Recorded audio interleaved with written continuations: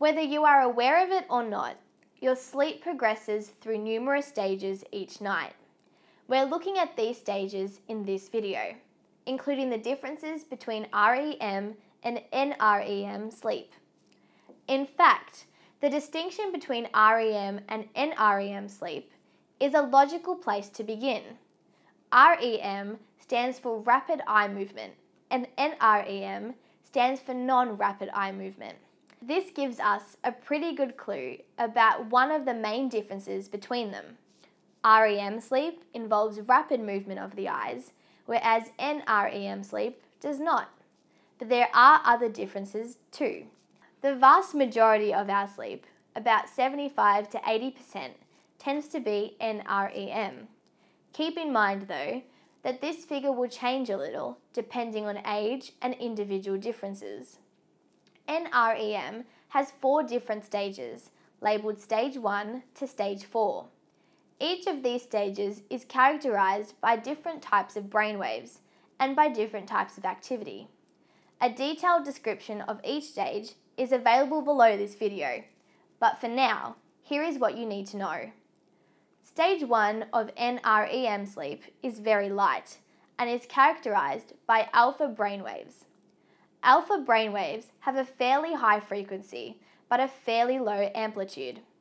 This means that they occur in succession fairly quickly, but they are not very deep. Later on in Stage 1, we switch to theta brainwaves.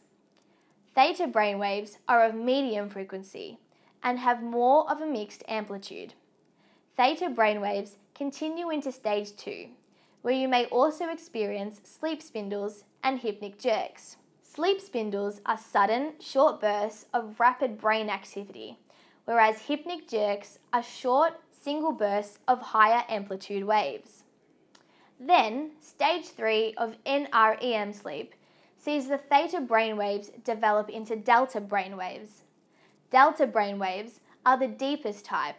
They have low frequency and high amplitude. And the delta brainwaves continue all throughout Stage 4. Compared to normal waking consciousness, which is characterised by beta brainwaves, this is a very deep state of consciousness. During the night, your sleeping pattern will look something like this. You will note that as the night progresses, you tend to skip a few of the deeper stages, stages 3 and 4, until you wake up. The red lines on this chart represent REM sleep, which we will look at in detail in the next video. Now, don't worry if you struggle to grasp all of this information at once. It may take some time to remember the characteristics of each stage of sleep. So for now, just try to remember this, BATD.